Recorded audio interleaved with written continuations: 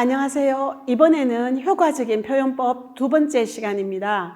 앞서 말씀드린 효과적인 표현법 1강은 일상적인 대화에서 일어나는 경우에 어떻게 표현해야 되는가에 대해서 말씀을 드렸습니다.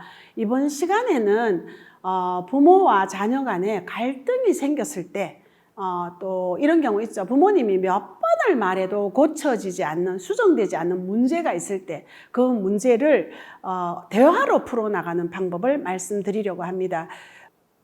먼저 그 부모와 자녀 간에 갈등이 생기는 요인에 대해서 좀 먼저 말씀을 드릴게요. 부모와 자녀 간에는 갈등이 생길 수밖에 없는 요인들이 있습니다. 그 중에 대표적으로 세 가지를 말씀드리면요. 일단 부모와 자녀는 30년 이상의 세대 차이가 나고 연령 차이가 있어서 서로의 가치관이나 또 특성이나 또 요구하는 바, 생활 환경이 굉장히 달라졌습니다. 그래서 갈등 요인이 충분히 생길 수가 있죠. 두 번째는요. 부모가 아무리 자녀를 사랑하더라도 부모와 자녀는 서로 다른 독립된 개인입니다. 그래서 서로 한 개인으로 존중하지 않을 때는 갈등 요인이 발생할 수밖에 없습니다.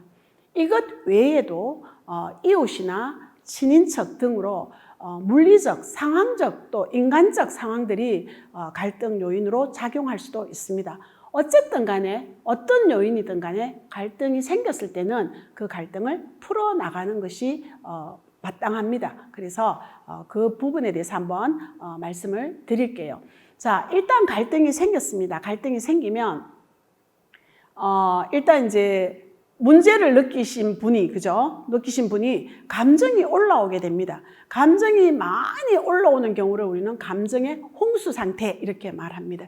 감정이 올라오면 그때부터는 대화가 잘 안 됩니다. 그래서 어떻게 해야 돼요? 감정을 내려야 됩니다. 우리가 살면서 많은 이제 그 감정의 홍수 상태를 만나기도 합니다. 그죠? 예, 가능하면 안 만나면 좋겠지만, 만날 때 한순간만 참으면 감정을 내려놓을 수 있습니다. 그래서 또 어떤 분들의 강의를 또 들어보면 왜 이렇게 큰 숨을 3번 쉬어라, 뭐 이렇게도 얘기하잖아요. 아니면, 그 갈등 상황을 일단 피해라. 잠시 휴전, 뭐 이렇게 해서 그 상황을 좀 피하면 감정이 다시 내려가죠. 그래서 다시 이성을 이제 올린 다음에 대화를 해야 됩니다. 한순간에 그 감정을 억제하지 못해서 저지른 실수 때문에 그 평생 그 고통을 받는 사람들도 많이 봤습니다. 부모와 자녀 간에도 마찬가지입니다. 그 갈등 상황을 해결하지 못해서 한순간에 감정을 팍 폭발해버리면 그것이 아이에게는 굉장히 깊이 있는 상처가 돼서 계속 그 상처를 담고 살아가게 됩니다. 그러면 부모에게 대한 애정이나 신뢰나 그런 것들이 깨어지고 관계가 무너질 수가 있습니다. 그러면 이제 부모님들은 제가 왜 저래? 제가 왜 저러지? 쟤는 왜 저럴까? 막 이렇게 이제 왜 저럴까? 나무란만 자꾸 이제 생각하시는데 예전에 있었던 그 상처가 이 아이의 행동을 자꾸 이렇게 그런 삐뚤어지게 나가는 행동으로 이끌어갈 수가 있다는 겁니다. 그만큼 한순간에 감정을 억제하지 못하고 저지른 실수는 후유증이 큽니다. 그래서 잘 다스리셔야 됩니다. 갈등이 생겼을 때요, 부모와 자녀가 이제 대립합니다. 그죠? 대치. 예. 이제 갈등이 생겼을 때 이제 서로 문제를 해결해 나가야 되는데, 3가지 유형이 있습니다. 해결해 나가는 유형에. 첫 번째 유형은요, 아이들이 어릴수록 이제 이런 유형이 많은데요, 부모가 자녀를 항상 이기는 겁니다. 매번. 그러니까 매번 부모의 뜻대로 해결이 나는 경우입니다. 자녀가 어릴 때는 뭐 그렇다 하더라도요, 물론 자녀가 자기의 의사를 어느 정도 표현할 수 있는 5살, 6살 이상만 되면 우리는 자녀의 생각에도 귀를 기울여야 됩니다. 부모의 의지대로 모든 일을 풀어나가게 되면 자녀는 가슴에 좀 과하게 표현하면 앙금이라는 게 남습니다. 엄마는 혹은 아빠는 자기 마음대로 해. 내 생각은 하나도 안 들어줘. 내 의견은 다 다 무시해. 이런 게 이제 계속 남죠. 예, 남으면 부모와 자녀 관계가 깨질 수밖에 없습니다. 그리고 나중에 부모는 늙고 자녀는 커요. 그죠? 어른이 되면, 자녀가 이제 힘이 세지면 어떻게 되겠습니까? 입장이 바뀔 수가 있습니다. 두 번째는요, 자녀가 매번 이기는 경우입니다. 이런 경우는 주로 이런 겁니다. 이렇게 부모가 제가 1강에서 말씀드린 것처럼 교육관에 대해서 확실한 가치관이 없을 때 자녀에게 늘 끌려다닙니다. 자녀가 이거 해달라 하면 해주고, 또 오늘은 또 자녀가 해달라 했는데 부모님이 또 생각할 때 또 너무 해주는 것 같아요. 그러면 오늘 안 돼! 막 이렇게 이제 부모가 또 태도를 돌변해요. 그러면 어떻게 해요? 늘 해주던 부모가 오늘 갑자기 태도를 돌변하면 자녀 또한 가만히 안 있습니다. 막 덜어눕거나 땡깡 쓰거나 막 이럽니다. 그러면 또 부모가 또 집니다. 이렇게 해서 올바른 교육관을 내가 딱 중심을 갖고 있지 않으면 자녀에게 끌려다닐 수가 있습니다. 또 이런 경우입니다. 부모가 이제 좀 이 성향적으로 좀 부드러우셔가지고 또 자녀는 또 기질이 강하면 자녀에게 끌려가는 수가 있습니다.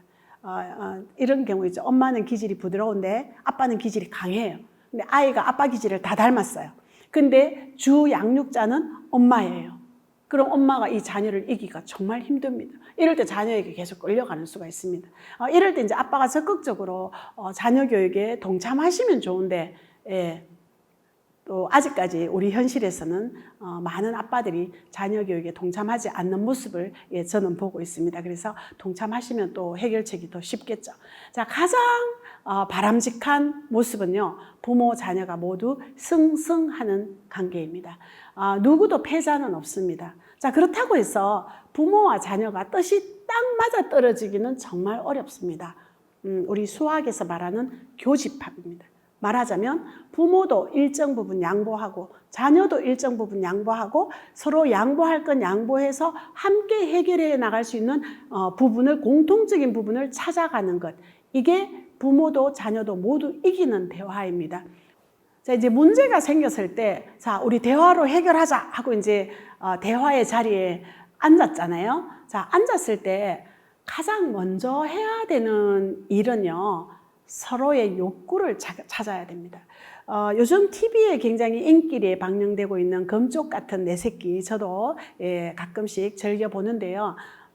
거기에 보면 이제 굉장히 갈등 상황이 심한 가정인데도 불구하고 전문가의 팁을 듣고 나서 엄마의 태도를 살짝만 바꿔도 어때요? 아이가 완전히 바뀌는 것을, 마법 같은 그런 장면을 볼 수가 있습니다. 이게 뭐냐면요, 아이의 욕구를 찾아서 들어준 겁니다. 사실 아이들의 욕구는 그렇게 대단하진 않습니다. 우리 부모님이 그 욕구를 찾지 않으려고 하거나 무시하려고 하거나 아니면 부모의 생각과 판단에 너무 의지하거나 이러면 대화가 되기가 어렵습니다. 그래서 자녀의 욕구를 먼저 찾아주는 게 굉장히 중요합니다. 자, 그러면 한번 욕구를 어떤 식으로 찾는지 한번 볼까요? 큰 아이가 동생을 계속 울려요. 이 동생은 부모에게 고자질을 하고 부모는 큰 아이를 나무라요. 집은 항상 이 문제로 시끄럽습니다. 형제의 싸움으로 부모는 정말 힘들게 느껴집니다. 정말 많은 가정에서 형제가 있거나 남매가 있으면 이런 문제는 대부분 다 일어난다고 볼 수 있습니다. 자, 이럴 때요, 서로의 욕구를 얘기하는 겁니다. 물론 자녀의 욕구를 먼저 들어보셔야죠. 이럴 때 말로 하는 것보다 적는 게 되게 좋습니다. 종이를 앞에 놓고 각자 자신의 욕구를 적고 서로 읽고 말해주고 이런 거 되게 좋습니다. 자, 그러면 이 상태에서요, 큰 아이는요, 어떤 욕구가 있을까요? 왜 동생을 자꾸 울리고, 동생은 부모님에게 고자질하고, 부모는 또 큰 아이를 나무라고, 이런 일이 왜 자꾸 벌어질까 하면, 이 큰 아이도 뭡니까? 이 부모에게 사랑받고 싶은 욕구가 있는 겁니다. 사람마다 사랑받고 싶은 욕구가 다 채워지지 않으면 주변을 자꾸 이렇게 괴롭히는 그런 심리가 생깁니다. 특히 아이 때는요. 그 다음에 부모의 인정을 얻고 싶은 욕구가 있죠. 부모가 이제 동생이랑 싸웠을 때 사실은 그 전에 동생이 먼저 형에게 이렇게 형을 괴롭히거나 형의 물건을 이렇게 망가뜨리거나 그랬을 수도 있었죠. 그죠? 그런데 이제 동생이 우는 바람에 부모님은 동생을 계속 위로하게 됩니다. 그러면 이제 아이 입장에서는 나도 사랑받고 싶고 나도 위로받고 싶고 또 나도 내가 잘못하지 않았다는 것을 인정받고 싶기도 합니다. 그런 욕구가 있고요. 그 다음 동생이 이제 자기 물건을 계속 만져서 훼손하는 경우가 많으면 정말 스트레스잖아요. 그럴 때 동생이 자기 물건을 만지지 않았으면 좋겠다. 근데 대부분 이런 경우에 부모님들은 또 형아나 누나에게 좀 만지면 어때? 만지게 해주지 뭐 이렇게 합니다. 근데 그 큰아이 입장에서는 그렇지 않죠. 그래서 큰아이의 입장을 들어준다면 예, 동생의 행동을 수정해 주는 게 맞습니다. 그래서 내 물건을 만지지 않았으면 좋겠다라는 욕구를 또 말할 수 있고요. 그 다음 내가 매번 잘못한 것도 아닌데 동생은 항상 나랑 싸우고 나면 엄마한테 고자질한대. 고자질하는 동생이 되게 얄밉다. 이게 이제 우리 또 어른들이 되게 싫어하는 게 고자질이잖아요. 근데 부모님들은 또 어린 동생이 와서 또 뭐 형아가 누나가 뭐 이렇게 얘기하면 막 우냐우냐 하고 받아주는 경우가 있어요. 이럴 때 그것도 일종의 고자질인데 고자질은 싫어하시면서 그 순간은 또 이 귀엽고 사랑스러운 마음에 받아주는데 예, 그런 행동도 큰아이가 보기에는 부당합니다. 예, 그 다음에 자신도 이제 부모에게 굉장히 의지하고 싶죠. 그죠? 예. 둘 다 싸웠으면 큰아이도 마음이 많이 닫혀 있습니다. 예, 그럴 때 엄마나 아빠에게 아이고 그래 니도 동생 때문에 매번 네가 참 속상하겠다. 니도 네 물건을 동생이 자꾸 만지니까 니도 얼마나 참 화가 나냐 이렇게 해서 위로를 받고 싶은데 위로는커녕 이제 동생을 때렸다고 혼만 나니까 예, 이 상황이 반복될 수밖에 없습니다. 자, 이럴 때 부모 욕구도 또 아이한테 정확하게 전달해 주는 것도 굉장히 바람직한 방법입니다. 부모의 가장 큰 욕구는 뭡니까? 이제 형이니까 누나니까 힘이 세잖아요. 그래서 동생을 안 때렸으면 좋겠다. 이게 뭐 솔직한 감정이잖아요. 얘기하시고 그 다음에 또 어때요? 형이면 누나면 그 형만큼 누나만큼 행동했으면 좋겠다. 뭐 이런 얘기를 할 수 있죠. 이 얘기를 들으면 얘가 상처받을까? 뭐 그러지 않으셔도 됩니다. 그냥 하시면 되고요. 그 다음에 또 동생에게 모범을 보였으면 좋겠다. 뭐 이런 얘기도 하실 수 있고 또 어때요? 부모는 너를 되게 믿는다. 그래서 내가 너를 믿는 만큼 네가 그 기대에 부응했으면 좋겠다. 이런 얘기도 할 수 있고 집안이 조용했으면 좋겠다. 이런 얘기도 할 수 있죠. 자, 이런 얘기를 충분히 한 다음에 서로 수용할 수 있는 부분을 찾는 겁니다. 예, 그게 해결 방법입니다. 제가 오늘 이 시간에는 욕구 찾기 부분에 대해서 조금 더 짚어보겠습니다. 또 하나의 사례를 보면 이제 자녀가 집에 있을 때 컴퓨터 앞에서 시간을 보냅니다. 근데 부모는 숙제부터 해놓으라고 하고 그럼 아이들이 알았어요 라고 대답해 놓고 또 얼마 뒤에 가보면 컴퓨터 게임을 계속 하고 있고 숙제 했냐고 물으면 할 거예요 라고 대답하고 뭐 이런 상황도 사실 많이 벌어지는 상황입니다. 자, 이럴 때 이제 우리 부모와 자녀의 욕구를 한번 짚어보겠습니다. 요즘은 이제 맞벌이 부부가 많으시잖아요. 그래서 아이들이 초등학생이 집에 오면 엄마도 없고 아빠도 없고 아무도 안 계세요. 뭐 형제가 없으면 더더구나 그렇죠. 자, 집에 오니까 아무도 없어요. 이 아무도 없는 공간에서 나 숙제부터 해야지 이런 아이가 사실 몇 명이나 되겠어요. 그러니까 아이들이 심심하니까 컴퓨터를 켜게 되고 컴퓨터를 켜다 보면 게임을 하거나 유튜브를 보게 되고 뭐 이렇게 되는 거죠. 이런 얘기를 깊이 들어보지 않고 그냥 아이한테 컴퓨터 하지 마, 숙제해 뭐 이렇게 하시면 아이의 행동을 수정하기가 되게 어렵습니다. 그래서 아이한테 이런 얘기를 듣게 되고요. 그 다음에 솔직하게 터놓고 대화하면 아이들이 이런 얘기도 하죠. 사실은 무슨 게임에서 내 친구보다 점수가 낮아. 그래서 학교에만 가면 그 점수 얘기하는데 내가 되게 스트레스를 받아서 집에 와서 막 올려가지고 학원 가기 전까지 막 올려놓고 가려고 이제 한다. 뭐 이런 얘기도 하면 뭐 가능한 얘기잖아요. 그 아이들 세대에서는. 네. 그 다음에 또 이런 거죠. 숙제를 먼저 하려고 했어요. 엄마가 늘 숙제를 먼저 하라 하니까 숙제를 하려고 하는데 하려고 피면 모르겠어요. 그죠? 네, 선생님들이 숙제를 내주는 이유도 이런 겁니다. 사실은 교실에서 다 배우고 다 이해해야 바람직한 교육입니다. 그런데 여러 가지 여건상 교실에서 다 가르치셨지만 그것을 아이들이 다 잘 이해했는지 확인하기가 힘들잖아요. 그래서 내주는 게 숙제입니다. 그래서 아이가 이제 교실에서 좀 이해가 덜 됐어요. 집에 와서 선생님 숙제 내주셨는데 모를 수 있죠. 당연하죠. 그런데 집에 아무도 없으면 물어볼 사람이 없는 거예요. 우리도 왜 수학 문제 같은 거 풀 때 하나만 모르면 다음부터 진도가 안 나가잖아요. 근데 누가 옆에 와서 요건 요거지 하고 딱 가르쳐주면 술술술 풀리잖아요. 똑같은 거죠. 예, 아이도 그래서 누가 뭐 옆에 딱 도와줄 사람이 없으니까 하려고 하다가도 접게 되죠. 네. 이런 이제 깊이 있는 얘기를 들어주셔야 근본적인 해결책을 만들어 볼 수 있잖아요. 그죠? 예, 그 다음에, 아이가 이제 좀 활달한 성격이야. 그죠? 굉장히 명랑한 성격이면, 학교에서도 좀 이렇게 막 뛰거나 아이들이랑 장난치다 보면 선생님한테 좀 자주 혼나게 되고, 또 집에 와서 또 숙제 안 해놓고 게임한다고 혼나게 되고, 얘는 학교 가도 혼나고, 집에 와도 혼나고, 혹시 학원 다니면 얘 성격이 어디 가겠어요? 학원 가서 또 좀 이제 뭐 활달하게 또 놀다 보면 또 학원 선생님한테도 주의를 듣게 되죠. 자, 이렇게 해서 얘는 가는 데마다 주의를 듣게 돼요. 그러면 근본적으로 의욕이 없어집니다. 네. 칭찬은 고래도 춤추게 한다라는 책 제목이 있죠. 예, 그래서 한때 굉장히 유행했던 책이기도 합니다. 그 책이 꼭 아니더라도 사람들은 누구나 다 칭찬을 들으면 다 좋습니다. 칭찬을 들으면 마음속에서 춤을 춥니다, 사실. 칭찬을 자꾸 들어야 모르던 것도 하고 싶고 못하던 것도 해보고 싶고 이렇게 되는 거예요. 그죠? 예, 그래서 너무 혼나니까 의욕이 없다. 이런 이제 자신의 얘기를 할 수 있죠. 그 다음에 이럴 수도 있습니다. 학교나 학원의 숙제가 너무 많아요. 너무 많아서 근본적으로 하기 싫은 겁니다. 그죠? 그럼 부모님 어때요? 숙제가 너무 많으니까 빨리 해놨으면 좋겠잖아요. 그런데 아이 입장에서는 너무 많으니까 싫은 겁니다. 그러면 이제 이 얘기를 듣고 부모님이 어떻게 하셔야 되겠어요? 학원을 좀 줄여주셔야 되겠죠. 그죠? 사실 숙제는 없는 게 정상입니다.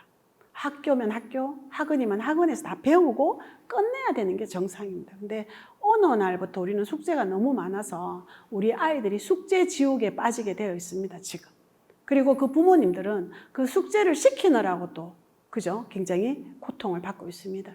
이 문제를 조금 더 근본적으로 해결해 주시는 것도 하나의 방법입니다.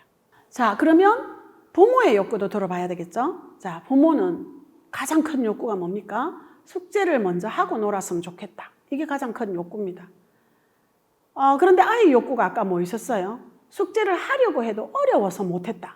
자, 이러면 이제 부모의 욕구랑 완전 상충되잖아요. 자, 이럴 때 부모가 자신의 욕구를 밀어붙일 수 없잖아요. 그럼 아이 욕구를 듣고 난 다음에 어떻게 해야 되겠어요? 아이가 그 숙제를 하는데 도와줄 누군가를 뭐 구하거나, 그죠? 아니면 뭐 밤에 저녁에 이제 부모가 퇴근했어라도 조금 더 공부를 도와주거나 이런 방법적인 문제들을 찾아야 되겠죠. 그래서 부모가 숙제를 먼저 했으면 좋겠다라는 부모의 욕구를 조금 더 양보하셔야 되겠죠. 그 다음에 모든 부모들은 다 원해요. 뭘 원하냐면 제발 내 신경 안 쓰고 할 일 네가 좀 알아서 해줬으면 좋겠다. 예, 그러면 이제 사실은 저희 친정 어머니 돌아가셨는데 돌아가신 친정 어머니가 이런 말씀을 하신 게 저는 매번 부모 교육할 때마다 기억이 납니다. 내가 신경 안 쓰게 하면 좋겠다라는 말을 부모가 하면 저희 어머니가 이런 말씀을 하셨어요. 그런 거 해주라고 부모가 있는 거다 라는 말씀을 저도 여러분한테 드리고 싶어요. 그죠? 우리가 어떻게 자녀가 자녀의 허락도 안 받고 내가 낳았는데 나한테 신경 하나도 안 쓰이게 아이가 그냥 건강하게 아주 모범적으로 잘 자라주기만을 바라면 안 되잖아요. 그죠? 예, 그래서 이건 지나친 부모의 욕구다. 제 개인적인 생각에도 그렇습니다. 그래서 세 번째 요건을 보시면 게임을 너무 오래 하니까 부모 입장에서는 네 눈도 나빠질까 걱정이고 그다음에 척추가 삐뚤어질까 걱정이다. 이건 정말 근본적으로 부모가 할 수 있는 걱정이잖아요. 그죠? 이런 부분에 대해서도 아이한테 얘기를 하는 거예요. 근데 평소에 부모님들은 어떻게 하세요? 하지 마라 하지 마라만 하시잖아요. 그러니까 아이가 우리 엄마가 하지 마라 하는 이유를 전혀 몰랐던 거죠. 근데 이렇게 깊이 있는 대화를 하게 되면 부모의 생각을 알게 되잖아요. 그 다음에 이런 부모님 혹시 계실 것 같아요. 전기세 너무 많이 나갈까 봐. 네가 하루 종일 컴퓨터 털어놓잖아. 그러니까 전기세가 얼마나 많이 나가겠나. 이런 얘기도 저는 솔직하게 하는 것도 나쁘지 않다고 생각합니다. 그죠? 예. 그러면 아이들이 이제 그다음부터는 뭐 전기세에 대해서 조금 더 신경 쓰겠죠. 우리가 이제 화장실 들어갔다가 나올 때 불을 안 끄고, 주방에 갔다가 나올 때 불을 안 끄고, 이거 가지고 가정에서 갈등을 많이 겪는 걸로 알고 있는데요. 그럴 때 주로 보면 불 끄라 끄라 소리만 하는 거예요. 불을 왜 꺼야 되는지를 알려주면 더 좋을 것 같습니다. 그러면 불 안 끄는 사람에게 조금 더 생각할 여지를 주는 거죠. 그죠? 그리고 조금 더 인식을 하고 나면 불 끄는 습관이 서서히 잡히지 않을까 하는 생각이 듭니다. 그리고 이제 마지막으로 부모의 욕구를 보면 이거는 이제 그날 있는 일일 수도 있죠. 그죠? 오늘 저녁에 친척들이 오기로 했으니까 친척들이 오면 또 막 이렇게 같이 시간을 많이 보내다 보니까 보면 늦어질 거잖아요. 그러니까 그 전에 숙제를 마쳤으면 좋겠다. 예, 이런 얘기를 솔직하게 얘기해 주는, 그냥 숙제해라, 빨리 숙제해라, 막 이렇게 하지 마시고, 오늘 몇 시에 손님들이 오셔. 그분들이 오시면 몇 시쯤 가실 거야. 그러면 그분들 가시고 나서 네가 숙제하려면 시간이 너무 늦어. 그러니까 그분들 오시기 전에 숙제를 좀 마쳤으면 좋겠어. 이런 얘기를 서로 할 수 있으면 네, 너무 좋겠습니다. 네. 또 한 가지 사례를 제가 한번 볼게요. 자녀가 자주 학원을 빠져요. 선생님의 전화를 여러 번 받아요. 아이들이 요즘 학원 안 가면 선생님이 먼저 부모님께 연락을 합니다. 그때마다 아이한테 얘기를 하면 아이가 알겠어 이러고 또 빠집니다. 그죠? 매번 약속을 안 지키니까 부모님은 너무 스트레스를 받죠. 자, 이럴 때 자녀와 부모의 욕구를 서로 이제 깊이 있게 한번 우리 오늘 대화 한번 해보자 해서 얘기를 하는 겁니다. 자, 그럼 자녀의 욕구는 어떤 게 있을까요? 학원을 빠지는 이유를 몰랐어요. 근데 얘기를 해보면 어때요? 친한 친구가 그 학원에 안 다녀요. 이런 경우도 있습니다, 여러분. 그죠? 아니면 동네별로 좀 다른데요. 친한 친구는 학원에 안 가고 그 시간에 놀이터에서 놀아요. 그런데 나만 학원 가야 돼요. 여러분 쉽겠어요? 어렵겠어요? 아이들 마음에 어렵습니다. 그죠? 예, 이래서 자꾸 이제 학원을 안 가고 집에서는 나갔는데 놀이터에서 친구들이랑 만나서 놀게 되는 겁니다. 그 다음에 학원을 자꾸 가기 싫어하는데 말도 없이 빠지고 이유를 물어봤더니 이제 학원 선생님한테 여러 번 혼이 났다고 합니다. 근데 그걸 이제 학원에서는 얘기 안 했고 아이도 얘기를 안 한 상황이고, 근데 학원은 자꾸 빠지고, 그래서 이제 부모가 깊이 있는 대화를 해보면 선생님한테 혼이 났는데 그 선생님이 보면 두렵다는 거죠. 그래서 엄마한테 또 말하면 혼날 것 같으니까 그냥 학원을 계속 거짓말하고 빠져버리는 겁니다. 이럴 때 제가 앞서 말씀드렸죠. 깊이 듣기를 하면 아이의 본질적인 문제를 알아낼 수가 있어요. 예. 근데 아이의 마음을 들어주지 않으면 이런 문제를 모르고 지나가는 거예요. 그 다음, 또 아이가 이런 경우 있습니다. 테스트를 이제 학원에서는 자주 하잖아요. 자주 할 때마다 친구들보다 성적이 늘 낮아서 너무 스트레스를 받는 거예요. 가끔씩 이런 경우 있죠. 이제, 이렇게 등급이 있잖아요. 학원에도 반에. 그러면 얘는 중급 정도에 들어갈 성적인데, 선생님의 특별한 아량 이런 거 있을지 모르겠습니다. 어쨌든 무슨 이유로 얘가 상급에 들어가 있어요. 아니면 상급 중에도 이렇게 상급의 또 아랫부분에 성적에 들어갈 수도 있잖아요. 근데 거기서 공부하다 보면 이제 상급반 아이들을 못 따라가는 거예요. 그리고 거기서 이제 테스트를 하면 매번 거의 꼴찌거나 꼴찌에서 두 번째 정도로 하니까 막 자존심도 상하고 막 힘들기도 하고. 근데 이런 이제 부모님한테 얘기하면 어때요? 우리 부모님들은 그래 그럼 중급으로 내려라 이렇게 하는 부모님들 잘 안 계시고요. 대부분은 거기서 열심히 하라고 하세요. 아이들이 거기에 부대에 껴가지고 견디다 학원을 빠지고 거짓말을 하고 이런 일들이 많이 생깁니다, 여러분. 예, 그 다음에 학원에 가면 나를 괴롭히는 아이가 있다. 이런 얘기를 또 들을 수가 있어요. 그 다음에 그냥 공부하는 게 너무 의미 없다. 왜 공부하는지 모르겠다. 이런 아이들도 이렇게 표현하는 아이들도 있습니다.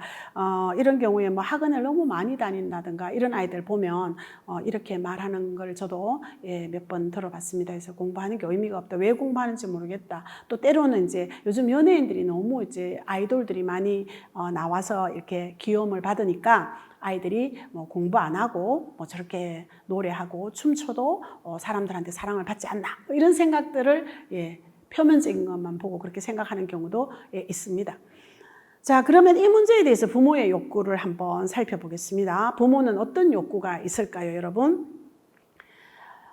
대부분의 부모님들은요, 아이들이 약속을 잘 지켰으면 좋겠죠. 그죠? 그래서 네가 간다 해놓고 빠지고 간다 해놓고 빠지고 이게 이제 성실과 약속 안 지키는 것에 대해서 부모님들은 굉장히 예민해지십니다. 그래서 좀 더 성실했으면 좋겠고 약속을 잘 지켰으면 좋겠다. 이런 이제 욕구를 얘기할 수 있죠. 그 다음에 또 간다 해놓고 안 갔잖아요. 그건 거짓말이잖아요. 그죠? 또 거짓말이 습관될까 봐 걱정된다. 이런 얘기를 합니다. 자, 이런 욕구만 지금 얘기해도 어떻습니까? 거짓말 할까 봐 습관되고 성실했으면 좋겠다. 약속을 잘 지켰으면 좋겠다.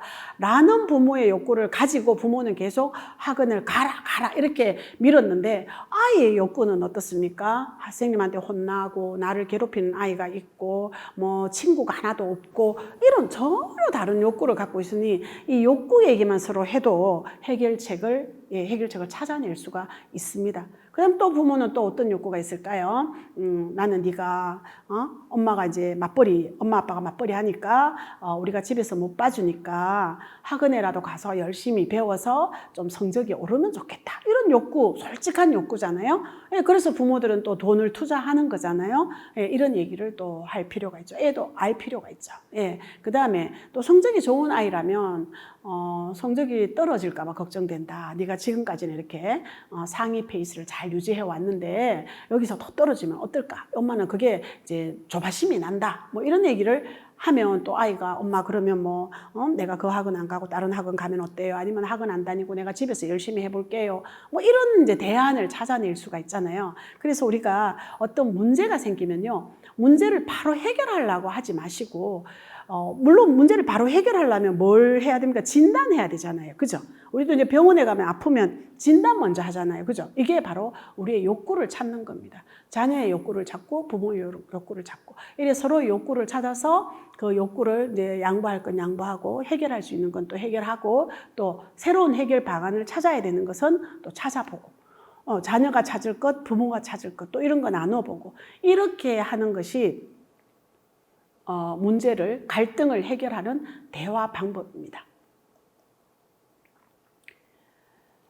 이렇게 이제 갈등을 서로 이제 해결하기 위해서 대화를 합니다. 그래서 자신의 욕구를 말하고 또 상대의 욕구를 듣고 또 자신의 욕구를 말하고 상대의 욕구를 듣고 이 반복하죠. 그죠? 이럴 때 상대의 욕구를 들을 때 너무 주관적으로 해석을 하면 안 됩니다. 있는 그대로 받아들여야 됩니다. 그래서 이제 이걸 또 말로만 하기보다는 앞서 말씀드린 것처럼 종이에다 이렇게 적으면서 하면 좋겠습니다. 이럴 때 주의사항은 뭐냐 하면요, 부모의 요구나 생각을 일방적으로 강요하지 않는 겁니다. 아이가 뭐 난 이런 뭐 학원에 친구가 없어. 친구 사귀면 되지. 뭐 이렇게 얘기할 수 있어요. 그 다음에 뭐 선생님한테 혼났어. 혼 안 날 짓을 해야지. 뭐 이렇게 하면 더 이상 대화는 안 됩니다. 부모 자녀 관계 아니라 누구와의 관계에서도 이런 식으로 반응하면 그 사람하고는 두 번 다시 대화하고 싶지 않은 생각이 우리 모두가 들 것 같습니다. 그죠? 그 다음에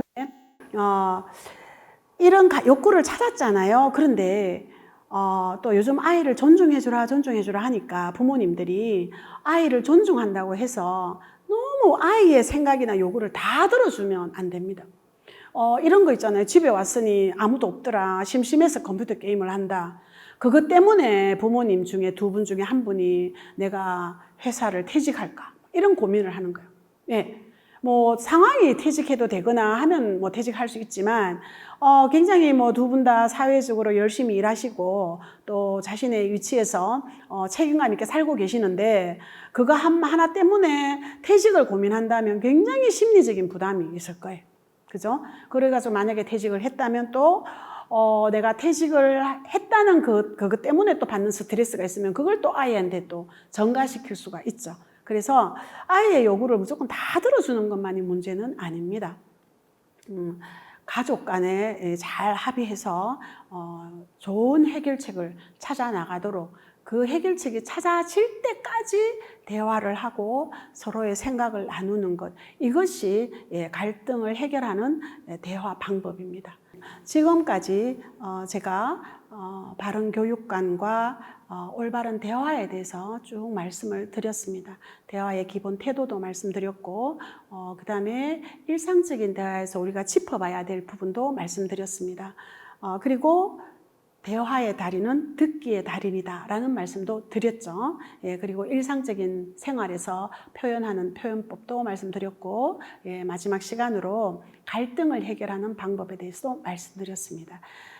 올바른 대화는 우리 자녀에게 물려줄 유산이기도 하고요. 자녀 사랑의 첫걸음이라고 생각합니다. 지금까지 제 강의 들어주셔서 감사합니다. 마치겠습니다.